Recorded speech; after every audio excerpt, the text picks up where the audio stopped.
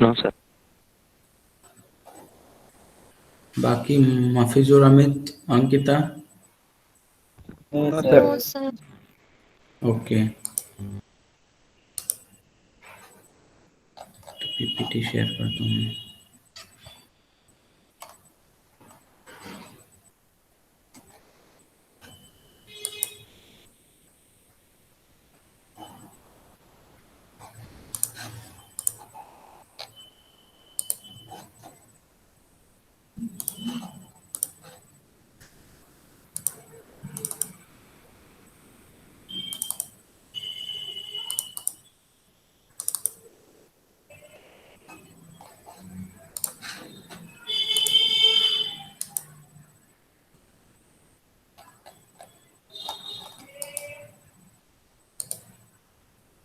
दिख रही है पीपीटी सबको?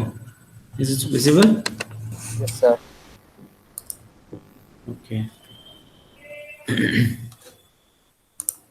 कहाँ तक डिस्कस कर लिया था हमने? क्रॉस प्रोडक्ट और डॉट प्रोडक्ट हो गया था ना? ठीक है सर। डेल ऑपरेटर भी हो गया था, I think del operator also we have done this problem also. Divergence is done, और वी डाइवर्जेंस हुआ था कि नहीं? No sir. डाइवर्जेंस, ओके, हाँ सर। डाइवर्जेंस से स्टार्ट करते हैं। तो divergence is basically the dot product of del operator with some vector. If see v is any function or v is any vector, which we can write as v1 I cap plus v2 j cap plus v3 k cap, then if we want the divergence of v, it is del dot v, and del we already know, del by del x I cap plus del by del y j cap plus del by del z k cap dot v vector. And when we do the dot product, we know that I goes with I, so v1 come with x, del v1 upon del x, v2 come with y, del v2 upon del y, and v3 come with z, del v3 upon del z. So this is how we do the divergence. So basically divergence is the dot product of a vector. Question से समझते हैं. We have one vector A, which is x square z I cap minus 2y square z square j cap plus xy square z k cap. Del dot, we have to find del dot A or divergence of A at 1, -1 and 1. So ये del operator के ऊपर कहीं तुमको vector sign दिखेगा और कहीं नहीं दिखेगा, तो but whether there is vector sign or not, but del is always a vector, ये एकदम समझ के रखना, ठीक है ना? It can not be a scalar. So let's do its dot product with the given vector. So I goes with I, and if you do the derivative of x squared z with respect to x, it will be 2xz, 2xz. Then this goes with y, and it will be 3y squared z square into 2, it will be 6y squared z square, and this will goes with z, it will be xy square. So we are getting 2xz minus 6y square z square plus xy square. Now we have to put the points 1, -1 and on 1. So just put the point and tell me what is the answer you are getting. Sir -3 answer. -3, okay. Yes sir. पहले से solve करके बैठे हो क्या? हाँ sir. Yes हाँ sir. Okay, अच्छा, paper के लिए प्रिपेयर किया था तब किया होगा? हाँ सर तभी। Okay. So this is how we calculate the divergence of any vector. It's basically the dot product, nothing else. Now we move to curl. We have, so sir one more thing. Excuse me हाँ sir. हाँ हाँ, बोलो. Divergence means dot product Yes, yes, और and curl means cross product. exactly. Okay sir, thank you. है ना? सो जो gradient था वो तो देखो, इन तीनों में एक डिफरेंस क्या होता है, ग्रेडियंट एक फंक्शन पे काम करता है, मतलब वेक्टर पे नहीं, फंक्शन पे, और जो रिजल्ट आता है वो वेक्टर होता है. डाइवर्जेंस एक वेक्टर पे, मतलब डेल ऑपरेटर एक वेक्टर पे काम करेगा, उसका डॉट प्रोडक्ट होगा, और क्योंकि डॉट प्रोडक्ट है और डॉट प्रोडक्ट स्केलर होता है, तो डाइवर्जेंस स्केलर होगा. और इज डिटरमिनेंट। और हमारा जो क्रॉस प्रोडक्ट है ये भी एक वेक्टर पे होगा, डेल क्रॉस वी, और इसका रिजल्ट वेक्टर होगा क्योंकि ये क्रॉस प्रोडक्ट है। तो if we have any vector v, it is xyz, it's by mistake it has written zyz, and we have to calculate the del cross v or curl of v. And so we can write it as a del cross v, del by del x I cap, del by del y j cap, plus del by del z k cap cross v. And because it's a cross product, so we can calculate it in a same determinant method which I showed you yesterday. So let's check the physical significance. So do you all know this formula? V is equal to omega cross r. What is V, what is omega, what is r? Can anyone tell me?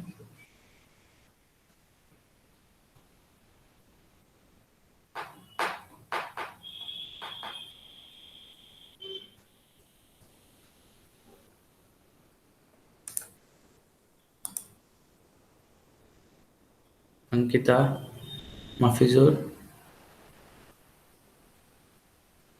Sir, हाँ omega बताओ। means angular velocity, हाँ, omega is angular velocity, uh, and r means radius. r means radius, बिल्कुल, and v is linear velocity. So it's clear to all. Means have you seen this formula before? All of you must have seen this, na? In your 11th class physics. Yes, sir. Huh? So see, this is the formula V is equal to omega cross r. Omega is equal to omega 1 I cap plus omega 2 j cap plus omega 3 k cap. R is r1 I cap plus r2 j cap plus r3 k cap. Basically, r1 is x, r2 is y, r3 is k. And then we calculate the curl of V. Curl of V means del cross V. In place of V, we can put omega cross R. So it will be del cross omega cross R. And if you calculate this cross product, you will get 2 omega. It's 2 times of omega. What it means is we are calculating the curl of V, means curl of linear velocity, and we are getting is angular velocity. Omega is the angular velocity. So this shows that the curl basically defines the rotation. So the physical significance of curl is rotation. Means whether if the curl of any vector is 0, it means that a vector is not rotating. It cannot rotate. The rotation is 0. And if the curl of any vector is not 0, it means it can rotate. It has some rotation. There can be some rotation associated with that vector. So this point is clear to all? Yes, sir. Can anyone tell me whether after calculating this, whether you will get 2 omega or not? I have also done it in the next slides, but try at home also if you have not done.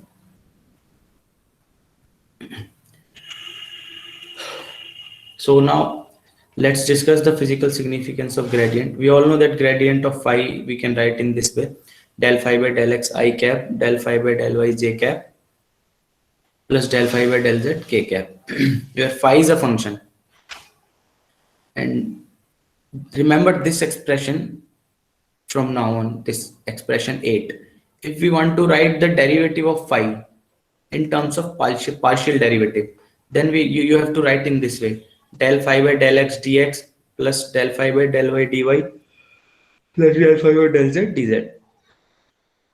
And if this function depends, how many terms will come on the right hand side, it depends on how many variable this function depends. So if it depends on one more variable x, y, z or u, then there will be one more term, del phi by del u into du. If it depends on 5 terms, 5 variable x, y, z, u, w, then there will be 5 terms.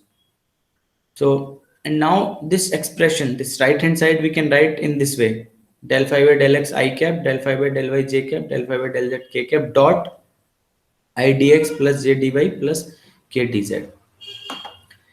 So this first term is del of phi, and this second is d of r. So we can write it is del phi dot dr. And it's a dot product, so if we expand it, it will be magnitude of del pi, magnitude of dr into cos of angle between them. And when theta is 0, it means that del phi and dr is in the same direction. So this divergence of phi is maximum in that direction. See, okay. And due to this property, del phi has given the name gradient of phi, means because it defines the maximum change of d phi when the means when we take the angle 0. Okay. Any problem in that? No, sir. And from, और यहीं से वो directional derivative वाला concept आया है ना, जो मैंने तुम्हें बताया था. सो अगर if you want to calculate the directional derivative, क्या करेंगे, ये डेल फाई यहाँ पे डी आर की जगह डी आर कैप आ जाएगा. We have to do the dot product with the unit vector. Gradient की फिजिकल सिग्निफिकेंस यही है हर जगह, मतलब ये rate of change of function define करता है, maximum rate of change of function, और नॉर्मल टू द प्लेन. अगर कहीं भी नॉर्मल निकालना हो तो ग्रेडियंट निकालो. We will calculate direct gradient. आगे के क्वेश्चनों में भी तुम लोग, if you check PPT you will get question where we have to calculate the normal, and I have calculated the gradient of phi. Okay, any doubt in this?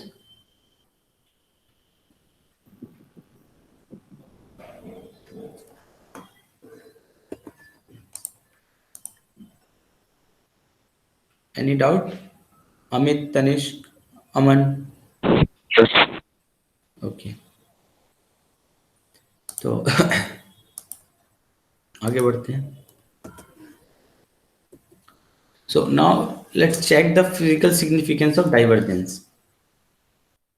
So we are taking a one vector field in which water is flowing, and the vector field is denoted by A of r cap. And basically what is this vector is, this is the mass of water crossing per unit area in the perpendicular direction per unit time. See, check this figure.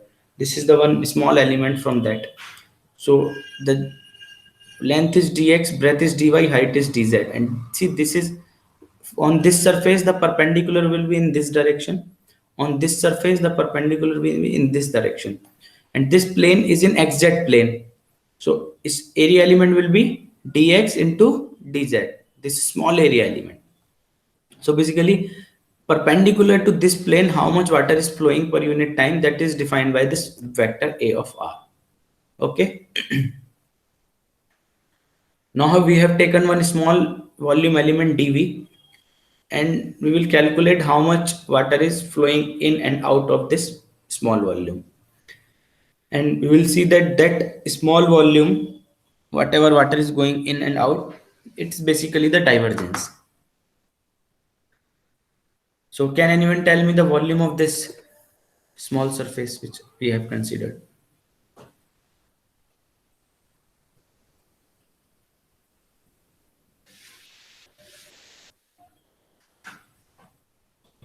Anyone?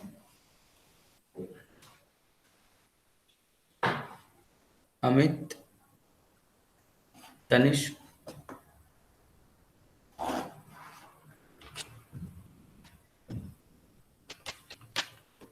Ankita?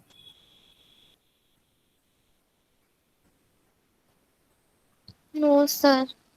Okay. See, one side is dx, one. Okay. Tell me, if there you have one cuboid whose length is L, breadth is B, height is H, what is its volume? So can you repeat the question? Okay. मान लो तुम्हारे पास एक cuboid है, उसकी length L है, breath B है और height H है, तो उसका वॉल्यूम कितना होगा? LBH. LBH है ना. अब इसको देखो, एक dx, एक dy, एक dz, तो इसका कितना होगा? dx dy dz. एग्जैक्टली. ये देखो, dv is equal to dx dy dz. ठीक है ना. और अगर हम किसी एक प्लेन की बात करें, if we are taking one plane like this, so it's a simple rectangle, and the area of rectangle is length into breadth, and it will be dx into dz.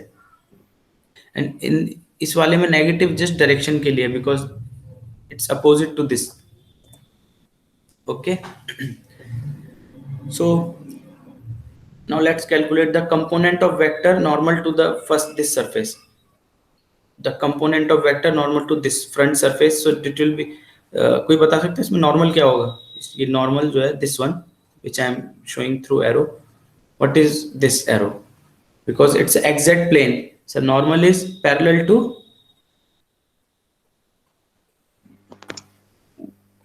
J cap. y axis, so it Y will be j cap, है ना? J. So if you want to calculate the component of A normal to this surface, since we are calculating the component, we have to do A dot j cap, and we are writing it AY. Okay. So let's calculate its contribution. It will be A dot ds, and this y is defining basically the function, means it's in terms of y. So this will be this AY, because this ds will be dx dz j cap. सो यहाँ पे आ जाएगा a dot j d x d z, और a dot j से ये आ जाएगा a of y d x d z. ठीक है, ये आउटवर्ड फ्लक्स हुआ. अब इसी तरह देखो इनवर्ड. हाँ, अब सेम कंट्रीब्यूशन पर साइन अपोजिट होगा, क्योंकि ये दोनों जो हमारे प्लेन है, ये वाला और ये वाला, इनका जो एरिया एलिमेंट है अपोजिट है, नॉर्मल अपोजिट है. तो इन दोनों का जो कंट्रीब्यूशन होगा सेम होगा, जस्ट जो तुम्हारा डायरेक्शन है वो पलट जाएगा. ठीक है. So now and if this is y, then this plane is y plus dy, because it's the travel the distance dy towards forward direction. This point is clear. अगर इस प्लेन का हम ये पॉइंट y मान लें तो ये वाला y plus dy होगा, इसमें तो कोई दिक्कत नहीं है.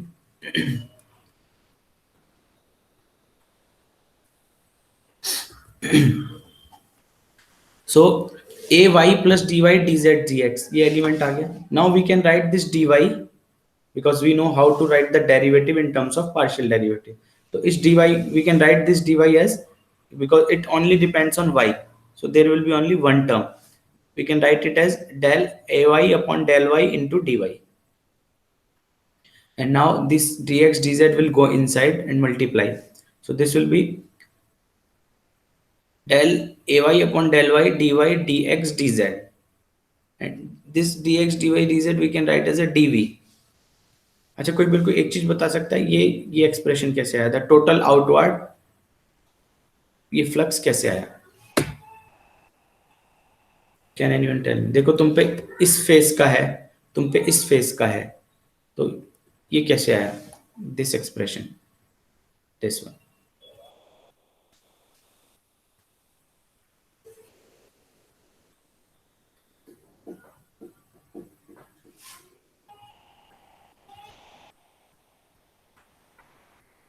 Anyone?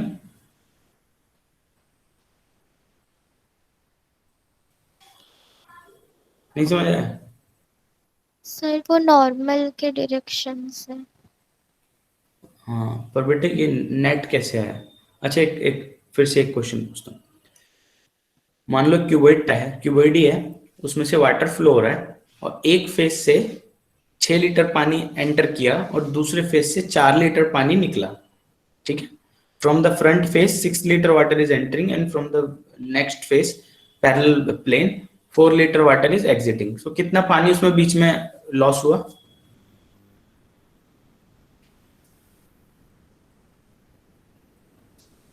How much water is lost in between?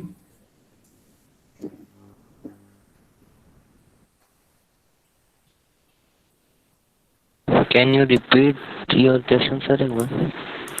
Yes, I am telling, एक क्यूबॉइड है, यही वाला क्यूबॉइड ले लो,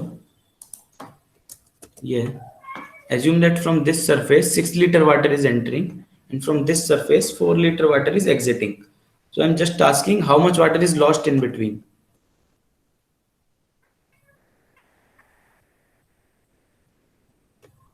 बताओ. 2 liter. 2 हाँ, 2 लीटर. लीटर. ये कैसे निकाला? सब्ट्रैक्ट करके निकाला ना. अब सेम वही Yes, यहाँ sir. पे करना है तुमको.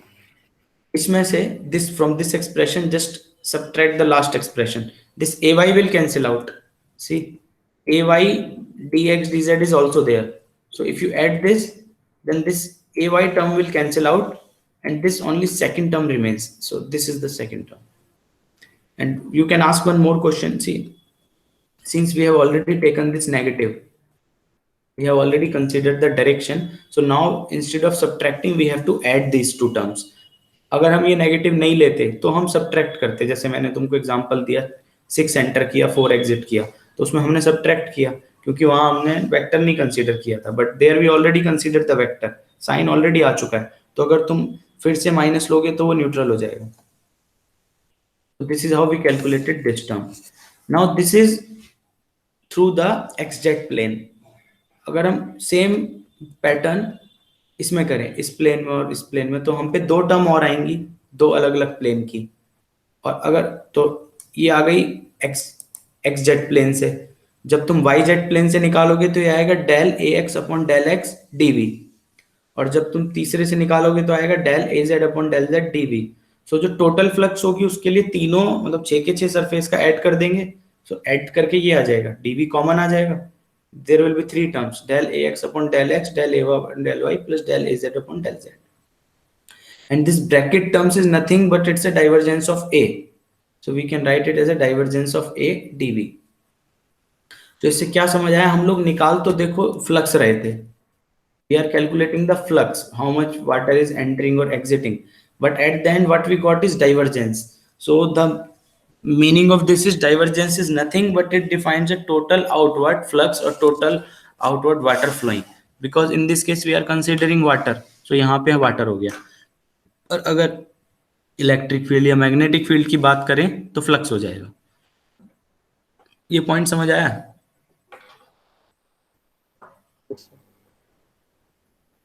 सर ये जो फर्स्ट वाला इक्वेशन है वो मतलब कौन सा फॉर्मूला है, v is equal to a l, वो वाला? कौन सा बेटा, एक सेकेंड, कौन सा बोल रहे हो? सर ये जो फर्स्ट वाला है, ये दिस वन. हाँ हाँ, तो वो volume equal to area into length, वो वाला फॉर्मूला. इस एक्सप्रेशन में कंफ्यूजन हो रही है? हाँ सर, जो ए वाई आपने मल्टीप्लाई किया ओके, तो वो ए वाई देखो, this expression is coming through the component, इसमें in this way A dot j cap, and A dot j cap को हमने ए वाई माना है, ठीक है ना. तो अब when we are see there, because we are calculating the component in this through this plane, so what we have to do is we have to do the dot product with area element of this plane which is ds. तो यहाँ पे तो हमने कर दिया ds से dot product. अब जब हम इस बेसिकली ये इस प्लेन के लिए था, जब हम इस प्लेन पे आएंगे तो हमने dy डिस्टेंस एक्स्ट्रा चल लिया, तो यहाँ पे इसलिए ए वाई प्लस डी वाई है. बेसिकली ये शो कर रहा है कि जो ये ए वाई वेक्टर है ये इस प्लेन पे है, इस प्लेन पे, यस, है ना. और क्योंकि ये एक वेक्टर है, इसको हम पार्शियल डेरिवेटिव की टर्म्स में लिख सकते हैं, क्योंकि ये dy है, dy फुल डेरिवेटिव होता है. अभी 2 स्लाइड्स पहले बताया था ना कि हम नॉर्मल डेरिवेटिव को पार्शियल डेरिवेटिव की टर्म में कैसे लिखते हैं, यहाँ पे उसका यूज किया गया है. Yes sir. ठीक है, अब समझ आ गया? हाँ सर. हाँ, और कोई डाउट किसी को? सर ऐसा क्या क्या कुछ पूछा? ये सर ये नहीं आया सर समझ में. तुम्हारी आवाज थोड़ी सी क्लियर नहीं है, फिर से बोलो. सर समझ नहीं आया ये वाला. अच्छा, पूरा ही समझ नहीं आया? Yes sir. चलो एक बार फिर से देख लेते हैं, कोई नहीं है, थोड़ा सा डिफिकल्ट है. सर हाँ बोलो. सर थोड़ा हिंदी में भी समझा दो. चलो ठीक है, हिंदी में समझा देते हैं. तो ये क्यूबॉइड है मान लो, ठीक है. हम लोग कैलकुलेट क्या कर रहे हैं कि इस क्यूबॉइड से कितना वाटर एंटर कर रहा है और कितना निकल रहा है, ये हम कैलकुलेट कर रहे हैं, ठीक है. उसके लिए हमने पहले एक एक फेस करके ले रहे हैं, क्योंकि 6 फेसेस हैं. इससे एंटर किया, इससे एग्जिट किया, तो यहाँ पे लॉस निकाला. इसी तरह हम हर फेस का लॉस निकाल सकते हैं और फिर उसको ऐड कर सकते हैं. तो मैंने जो सिलेक्ट किया वो एक्स-जेड प्लेन किया है. तो सबसे पहले हम कैलकुलेट कर रहे हैं इस फेस से एंटर कितना कर रहा है, जो कि ये है, क्योंकि ये वेक्टर ही हमारा बेसिकली बता रहा है कि कितना, ठीक है ना. दिस वेक्टर है magnetic mass of water crossing a unit area perpendicular to the, देखो यूनिट एरिया है, तो अगर इसको तुम्हें नॉर्मल मास में कन्वर्ट करना है तो एरिया से मल्टीप्लाई करना पड़ेगा। तो अगर हम इस वेक्टर को एरिया से मल्टीप्लाई करते हैं तो मास हो जाएगा, मास पर यूनिट टाइम, वही हमें चाहिए एक्चुअल में। तो जिस फेस का निकाल रहे हैं उस फेस के एरिया से मल्टीप्लाई करना पड़ेगा। तो अभी हम एक्सजेड प्लेन का निकाल रहे हैं, तो ये वेक्टर को तुम्हें एक्सजेड प्लेन के एरिया यानी dx इंटू dz से मल्टीप्लाई करना पड़ेगा। ये ay dx dz, देखो लिखा भी है ना, फ्लक्स हेयर मींस मास पर यूनिट टाइम, क्योंकि अब हमने यहाँ एरिया से मल्टीप्लाई कर दिया है तो अब ये सिर्फ मास पर यूनिट टाइम रह गया। ठीक है, अब सेम हम दूसरे फेस पे करेंगे, ये फ्रंट वाला फेस जो है बिल्कुल सेम इस फेस पे करना है, क्योंकि अब हम डिस्टेंस dy चल चुके हैं, तो अब ये वाला एक्सप्रेशन बदल जाएगा और dy को हम पार्शियल डेरिवेटिव की टर्म में लिख सकते हैं ay plus del ay upon del y times of dy। अब हमें कुछ नहीं करना, बस जो हमारा ये आया, मान लो कि ये जो एक्सप्रेशन है ना, ये वाला जो मास पर यूनिट टाइम है, ये है जो यहाँ से निकल रहा है और ये है जो यहाँ से एंटर कर रहा है, समझ रहे हो? तो कितना पानी एंटर किया, कितना निकला, अब हमें डिफरेंस देखना है कि एग्जैक्टली कितना बीच में लॉस हुआ। जो हम डिफरेंस से निकालेंगे वो ये आ जाएगा, ये वाला एक्सप्रेशन। बस फिर इसको हमने डाइवर्जेंस की टर्म में लिख दिया। तो जिस यहाँ से हमको ये पता चला कि कितना फ्लक्स है वो डाइवर्जेंस शो कर रहा है। तो डाइवर्जेंस बेसिकली फ्लक्स बताता है, टोटल आउटवर्ड इनवर्ड फ्लक्स हमें डाइवर्जेंस बताता है। अब कोई दिक्कत? ठीक है, एक बार फिर से पढ़ोगे और थोड़ा सा हाथ से लिख लिख के करके देखोगे ना तो चीजें क्लियर हो जाएंगी। ठीक है, सो ये कुछ क्वेश्चन है, क्वेश्चंस तो अब तुम खुद देख लेना, क्योंकि एक्स्ट्रा क्लास में मैं तुम्हें थोड़ा कंसेप्ट बता देता हूँ तो तुम्हारे मिस हो गए हैं पहले। Questions you can check later. Sir ये वाला डाउट था। हाँ, कौन सा बताओ बेटा, तुमने भेजा नहीं, मैंने बोला था बताओ, भी बता दो। हाँ, ये सर, हाँ इसका प्रीवियस वाला, हाँ ये यहाँ पर हाँ सर, वो जो सेकंड स्टेप -n/2 कैसे ओके है? देखो उसको तीन टर्म्स में तोड़ सकते हो, यू कैन टेक इट 3, आई वाला अलग, जे वाला अलग, के वाला अलग। ठीक है, अब because we are doing derivative with respect to x, so सिर्फ x का डेरिवेटिव होगा जहां भी x है। देखो इस एक्सप्रेशन में x है कहीं, a to z - a3y, no sir. नहीं, तो इसका तो होगा नहीं, पर जो डिनोमिनेटर है वहां पे है x, ये रहा, तो इसका होगा। अब हम सिंपल डेरिवेटिव का फॉर्मूला लगाएंगे। अब मानो मैं तुम्हें, कॉपी है, कॉपी पेन है बेटा तुम्हारे पास? Yes sir. अच्छा, हाँ सर, जब उसमें लिखो d/dx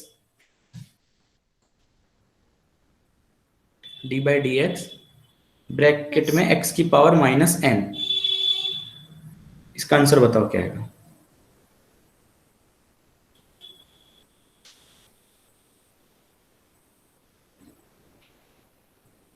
-n x⁻⁻n+1। हाँ, ये आया ना। अब इसको अपॉन में ले जाओगे तो क्या हो जाएगा? -n/x⁻n+1, ये हो जाएगा ना। हाँ सर, यस सर। देखो अब सेम चीज यहाँ पे, ये रहा n/2, इसको ऊपर ले जाओगे तो -n/2 हो जाएगा, तो -n/2, और ये हो गया n/2। जब इसको +1 करोगे तो एलसीएम लोगे तो n+2 हो जाएगा ना, n+2/2।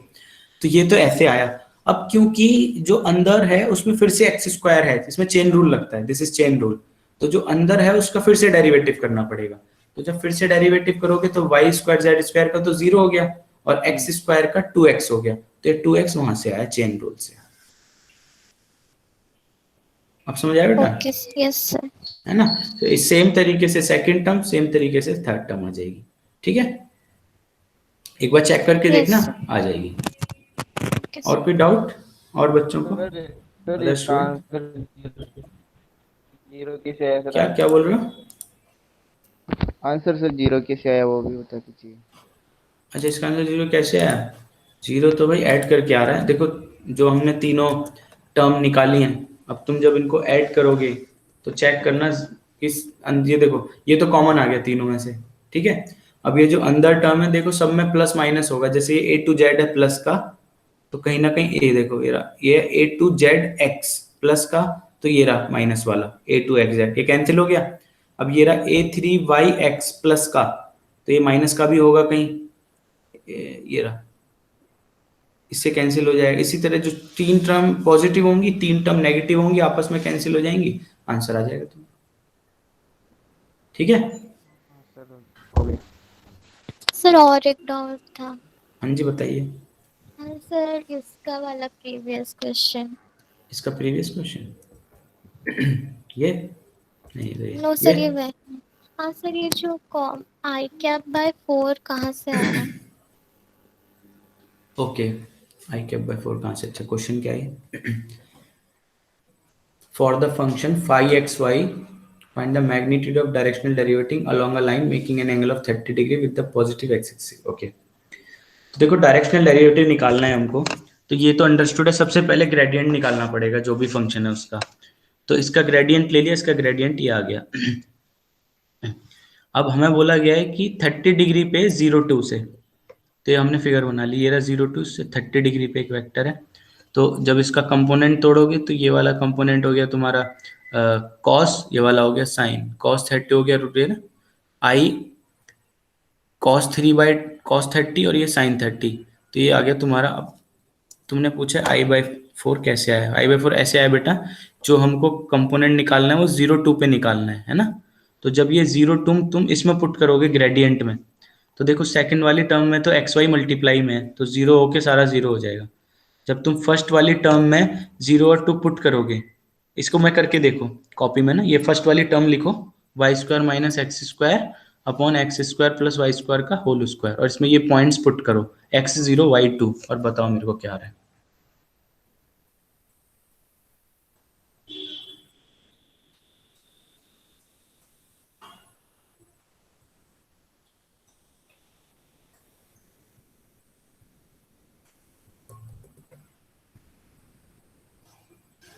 Yes sir, I/4। आ गया I/4, हाँ यस सर। सर। है ना। सो क्योंकि हम निकाल क्या रहे थे, हम तो डायरेक्शनल डेरिवेटिव निकाल रहे थे, तो डायरेक्शनल डेरिवेटिव होगा gradient of phi dot unit vector, gradient of phi जो हमारा I/4 आया, तो ये ग्रेडियंट ऑफ फाई है बेसिकली I/4। ठीक है, और ये यूनिट वेक्टर जो हमने निकाला है। आ गया आप समझ? Yes sir. ओके, और किसी बच्चे को कोई डाउट? चलो करोगे क्वेश्चन तो देखना, डाउट आएगा तो ग्रुप में भेज देना या पर्सनल मैसेज में भेज देना, जैसे तुम्हें ठीक लगे। Yes sir. देखो ऑर्डिनरी डेरिवेटिव तो कराने की जरूरत नहीं है, मैंने तब भी इसलिए कराया था कि एक बच्चे ने पूछा था, पर ये बिल्कुल बेसिक डेरिवेटिव है। अगर तुम लोग if you have done differentiation in 11th 12th class, it's same, nothing else, simple. और 3 फॉर्मूले हैं जो बेसिकली ज़्यादा यूज होते हैं वेक्टर्स में, एक x की पावर n का डेरिवेटिव, एक cos थीटा, एक sin थीटा, ये 3-4 फॉर्मूले हैं जो बार बार यूज होंगे।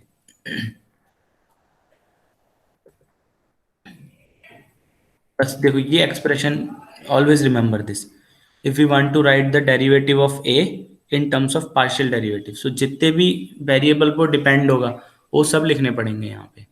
ठीक है,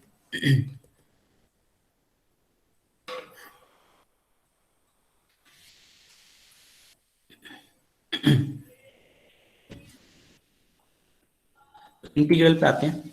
अगर सर कोई, वो स्ट्रोक्स थ्योरम समझ नहीं आया। हाँ भी चलो थ्योरम, देखो इंटीग्रल तो सिंपल है, 2 मिनट में करा देता हूँ, फिर थ्योरम पे ही आ जाएंगे, इसके बाद ओके थ्योरम्स ही है ना। तो अगर कोई vector, if there is any vector r u which you can write as r1u i cap plus r2u j cap plus r3u k cap, और उसका इंटीग्रल करना है तुमको, it basically r of u du। तो जब when we are doing integration, just remember that I j k will be integrated separately, see I j k, and because there are no limits it is an indefinite integral। अगर हम इसमें limit डाल देंगे तो हो जाएगा definite integral. ठीक है, and this expression 11, see if you can write r u s d s u upon d u, so जो आर यू का इंटीग्रेशन होगा वो एस यू होगा। इसको इस तरीके से समझो, if the differentiation of sine is cos, तो कॉस का इंटीग्रेशन साइन होगा, होगा कि नहीं होगा? Yes sir. So if Yes, sir. We can write in, अगर हम s की जगह cos लिख दें तो r हमारा sin थीटा हो जाएगा, तो अगर यहाँ पे साइन थीटा का तुम इंटीग्रेशन करोगे तो फिर कॉस थीटा ही तो आएगा. So this is basically it's defining that integration and differentiation are directly related. If we are getting the differentiation of one function as the second function, then the derivative of second function will be is the first function. ठीक है. और ये तुमको पता ही होगा when we use limit in the integration, so upper limit minus lower limit होता है. तो इस डिटेल यहाँ भी एक छोटी सी गड़बड़ है. It will be s of b minus s of a. Okay. Yes, sir. So ये क्वेश्चन है इंटीग्रेशन का, बिल्कुल तुम इजीली देख सकते हो. And there are three kind of integral. One is line integral, one is surface integral, and one is volume integral. Line integral में तो कुछ है नहीं, बहुत easy है, just dot product करना होता है. But इन तीनों में difference ये होता है कि line integral में एक ही integral होगा. एक integral means either you are integrating along dx or dy or dz. So if we are integrating along one line, see a dot dr, it will be a1 dx, a2 dy, a3 dz. And in surface integral, see, we have to integrate along a surface, so there will be always a two integrals. See, a dot ds, and ds means dx times of dy or dy times of daz or dx times of dz. So देखो इसमें there are two integration sign, और line integral में एक integral का sign था. So line integral में single integral होता है, surface integral में double integral होता है, और volume integral में कितने होंगे इस हिसाब से कोई बता सकता है? ट्रिपल. हाँ, 3 इंटीग्रल होंगे बिल्कुल. सो ए डॉट डी आर हो गया. अगर मैं तुमसे कहता हूं ए की जगह फोर्स पुट कर दे, तो कोई मेरे को बता सकता है क्या बनेगा? अगर मैं ए की जगह फोर्स पुट कर देता हूं तो जो एक्सप्रेशन आएगा उसको क्या कहेंगे?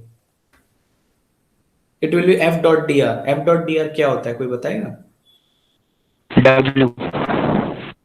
Exactly, W, work done. So line integral of force is work done. अच्छा, कोई मेरे को बता सकता है जो वर्क डन होता है पाथ पे डिपेंड करता है कि नहीं करता?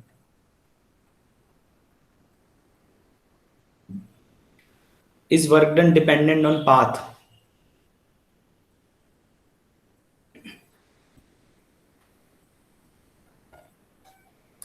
बोलो. Is work done dependent on path? No, sir. एक आंसर आया no. It's path independent. Okay. हाँ भाई मफिजुर, तुम्हारा क्या आंसर है? हाँ सर, पाथ डिपेंड करे. डिपेंड करता है कि नहीं करता है? हाँ सर, डिपेंड करता है. डिपेंड करता है. अच्छा, अमित? डिपेंड करता है. थोड़ा जोर से बोल यार अमित, तुम्हारी तो आवाज ही नहीं आई. सर डिपेंड करता है. डिपेंड करता है. अच्छा, 2 आंसर आगे करता है, एक नहीं करता है. तनिष्क, तुम्हारा क्या आंसर है? Dependent. एक और आंसर है. हाँ भाई अमन? सर डिपेंड करता है सर. डिपेंड करता है. तो 4 लोगों ने बोला करता है, एक ने बोला नहीं करता है. लेकिन नहीं करता है. Work done is independent of path. 11th class की एनसीईआरटी एक बार चेक करना, अगर भूल गए हो तो कोई नहीं. उसमें वर्क डन वाले चैप्टर में एक होता था ना कि 2 तरीके के पाथ बना के वर्क डन कैलकुलेट करते थे. एक डायरेक्ट लीनियर पाथ, एक स्टेप वाइज पाथ. तो दोनों पाथ से वर्क डन सेम आता था. तो वहां पे प्रूफ करते थे कि work done is independent of path. It depends only on the initial and final point. Initial और फाइनल पॉइंट पे डिपेंड करता है, लेकिन उसके बीच में तुमने पाथ क्या यूज किया उस पर डिपेंडेंट नहीं है वर्क डन कभी भी. ठीक है. तो जब वर्क डन नहीं है तो लाइन, क्योंकि वर्क डन तो लाइन इंटीग्रल था, तो लाइन इंटीग्रल भी पाथ इंडिपेंडेंट होगा. So line integral is independent of path. तुम कोई भी तरीके से कैलकुलेट करो, किसी भी तरीके का पाथ बना के, लाइन इंटीग्रल का आंसर सेम ही आएगा. ठीक है. ये काफी सोचने की बात है, इसको एकदम दिमाग में बैठा लो. तो सरफेस इंटीग्रल कैलकुलेट करना थोड़ा सा ट्रिकी होता है. इसमें हम क्या करते हैं, किसी भी एक, देखो अभी मैंने बता दिया डबल इंटीग्रल होते हैं, पर ऐसा भी नहीं है कि डबल इंटीग्रल डायरेक्टली कैलकुलेट हो जाएगा, वो तो नहीं हो पाएगा. तुम्हें जिस भी सरफेस पे हम कैलकुलेट कर रहे हैं उस पे उसका प्रोजेक्शन लेंगे. मान लो इसका निकालना है, तो हम इसका प्रोजेक्शन लेते हैं किसी भी एक प्लेन पे. तो देख रहे हो, ये इसको हमने प्रोजेक्ट किया है, ये डॉट डॉट डॉट डॉट वाली लाइन से we project it in x y plane. तो इसका प्रोजेक्शन आ गया एक्स वाई प्लेन पे। अब हम इस प्रोजेक्शन के थ्रू कैलकुलेट करेंगे इसका सरफेस इंटीग्रल, ठीक है। सरफेस इंटीग्रल कैलकुलेट करने के लिए हमेशा प्रोजेक्शन हमको लेना ही पड़ता है, ये बिल्कुल दिमाग में डाल लो, बिना प्रोजेक्शन लिए सरफेस इंटीग्रल कैलकुलेट नहीं होता। सरफेस इंटीग्रल तुम्हें क्वेश्चन से समझ आएगा। तो ये वाला क्वेश्चन चेक करते हैं। मान लो A dot N cap D S निकालना है, ए तुम्हें दे रखा है। और अब देखो, जब भी सरफेस इंटीग्रल निकालना होगा या लाइन या वॉल्यूम, तो सरफेस होना बहुत जरूरी है। और सरफेस की इक्वेशन या तो तुम्हें दी होगी, नहीं तो इस तरीके का कुछ क्वेश्चन में दिया होगा जिससे तुम इक्वेशन बना सको। यहाँ पे तुम्हें दिया है प्लेन 2x + 3y + 6z, और ये भी बताया गया it is located in the first octant. तो इस प्लेन को हम प्लॉट कर सकते हैं। जब yz 0 करेंगे तो x 6 आ जाएगा, तो ये 6 का पॉइंट हो गया। xz 0 करेंगे तो y 4 आएगा, ये 4 हो गया। इसी तरह z2, तीनों लाइन को जोड़ोगे तो इस तरीके का एक प्लेन आ जाएगा। तो इसको हम एक्स वाई प्लेन में प्रोजेक्ट करते हैं। ये इसका देखो टॉप सरफेस है, इसका नॉर्मल हो गया एन कैप, और ये एन कैप है normal to the surface of the plane, ये जो हमने स्मॉल एरिया एलिमेंट लिया है, ठीक है। अब इसका प्रोजेक्शन निकालेंगे एक्स वाई प्लेन पे। एक्स वाई प्लेन में एरिया एलिमेंट होता है डी एक्स डी वाई, ठीक है। तो ये देखो, तो ds का प्रोजेक्शन लेना है एक्स वाई प्लेन पे, और प्रोजेक्शन निकालने का तरीका हमको पता है ना।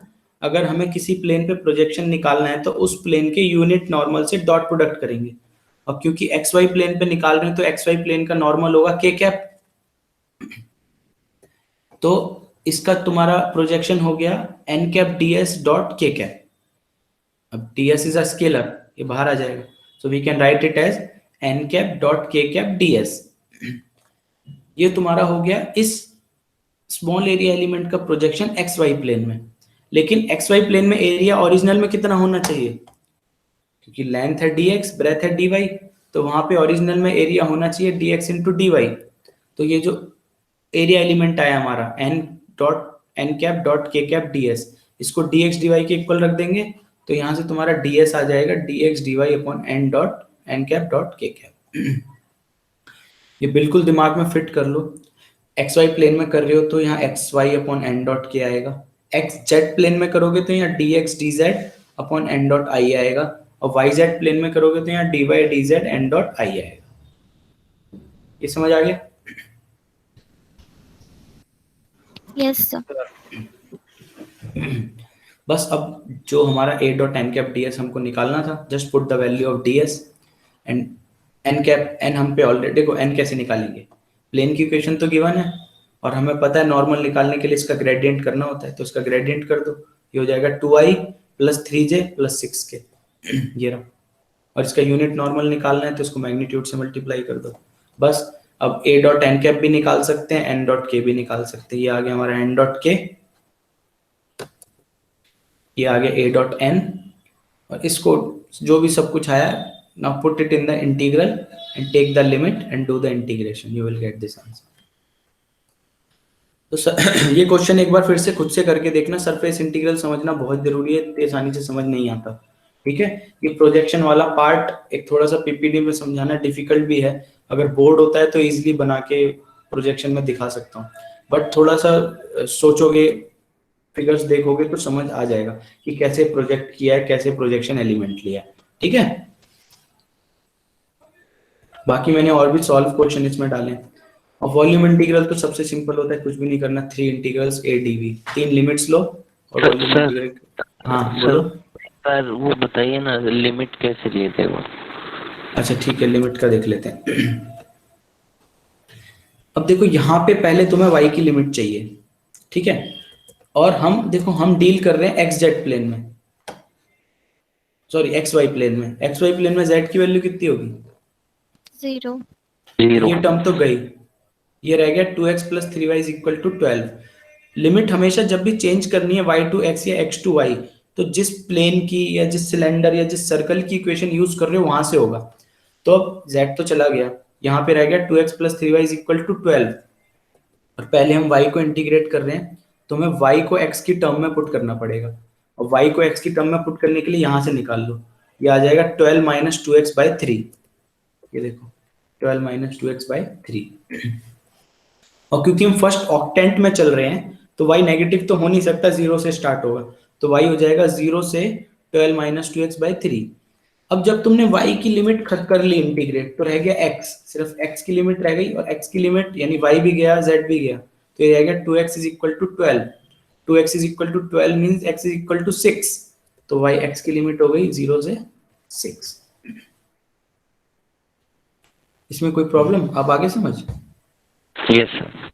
है ना? तो एक एक करके लिमिट कैलकुलेट करनी होती है। वॉल्यूम इंटीग्रल तो इजी है, एक बार थ्योरम देख लेते हैं। तो सबसे पहली थ्योरम है गॉस डाइवर्जेंस थ्योरम। देखो थ्योरम का काम बेसिकली एक इंटीग्रल से दूसरे इंटीग्रल में जाना है, वॉल्यूम से सरफेस में जाना, सरफेस से लाइन में जाना, यही ये तीन थ्योरम करती हैं, यही इनका यूज है। और बेसिकली यूज क्वेश्चन को सिंपल कराने में होता है, क्योंकि there are many question in which this, देखो दे सरफेस इंटीग्रल है ना, तो बहुत सारे क्वेश्चन में ऐसा होता है सरफेस इंटीग्रल कैलकुलेट करना टफ होता है, बहुत सारे क्या मैक्सिमम सारे क्वेश्चन में surface integral is bit tricky. तो अगर लेकिन तुम वहां पे तुम ये थ्योरम लगा दोगे डाइवर्जेंस थ्योरम, तो वॉल्यूम इंटीग्रल कैलकुलेट करना थोड़ा इजी होता है। तो तुम क्वेश्चंस को इजी बना सकते हो इन थ्योरम का यूज करके। सो सबसे पहली हमारी डाइवर्जेंस थ्योरम है, जो it relates the volume integral and surface integral. It's basically saying अगर we are calculating the surface integral of any vector a dot n cap ds, so we can write it as divergence of a into dv। so ये surface से volume में चला गया, ठीक है। इसी तरह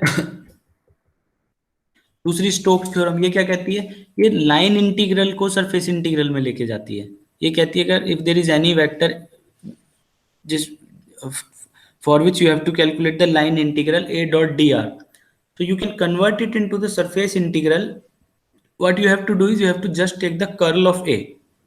हमने कर्ल ऑफ ए लिया, del cross a dot N cap ds कर दिया। तो हम लाइन इंटीग्रल से सरफेस इंटीग्रल में आ गए। ये समझ आए कितना? हाँ सर, वो एक क्वेश्चन में था कि डेल इंटू ए कन्वर्ट हो गया के को, इसके बाद वाला क्वेश्चन। इसी के बाद ओके, इसमें हाँ सर।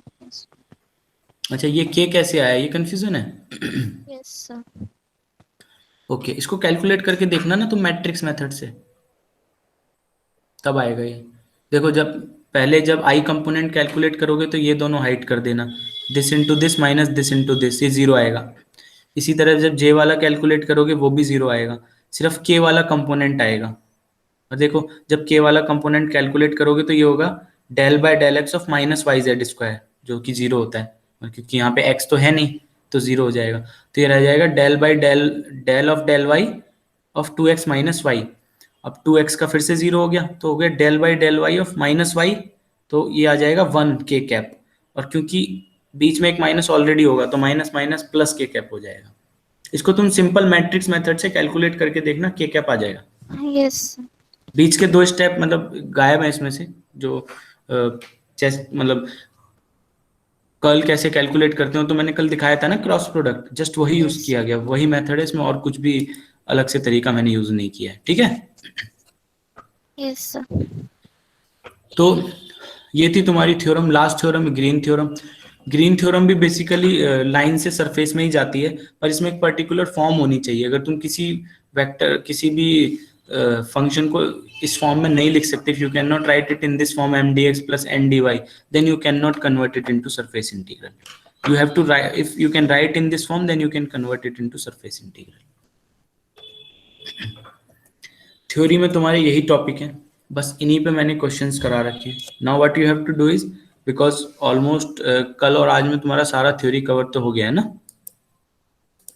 तो now all of you just go through the question. Ankita ने तो शायद अंकिता ने तो, तनिष तुम लोगों ने तो किए भी हैं, शायद अमित ने भी, मुफीजुर तुम नाउ, और जिसने भी नहीं किए हैं just go through the questions one by one, because now you know the theory, and if you face problem in any question let me know on WhatsApp group or personal number, okay? yes sir। किसी है ना, किसी को कोई doubt?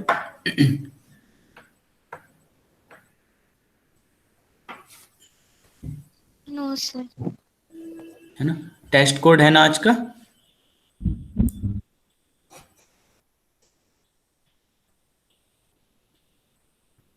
चलो test करो फिर, now start doing test.